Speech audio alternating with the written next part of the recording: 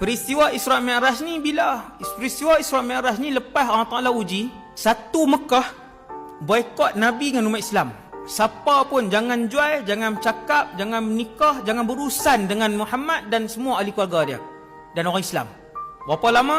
Bukan 6 hari tau tuan, bukan 2 bulan. Hak orang tak jual beli ni 3 tahun. Sehingga Nabi bawa semua ahli keluarga terdekat dia. Walaupun sebahagiannya tak Islam, tapi semua masih sokong Nabi. Hak tak Islam pun. Sebab waktu tu kan mereka asabiah. Mereka asabiah kekeluargaan. Nabi bawa ahli keluarga dia dan orang-orang Islam semua duduk di satu tempat nama Syi'ab Abi Talib.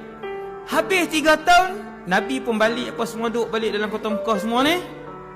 Terus Tuhan uji dengan satu ujian yang lagi berat, iaitu kematian sayap ataupun kaki kanan Nabi. Orang yang dianggap kaki kanan Nabi, Abu Talib pula meninggal.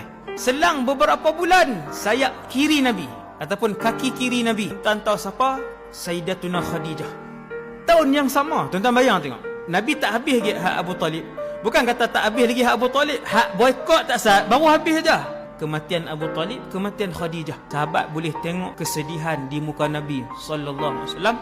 Tahun itu dinamakan sebagai Amu Huznin, tahun kesedihan. Selepas peristiwa-peristiwa berantai yang banyak itulah, selepas ujian-ujian yang tidak berakhir itulah, selepas Allah melihat Rasulullah lulus dengan semua ujian itu, Allah Subhanahu Wa Taala arahkan Jibril.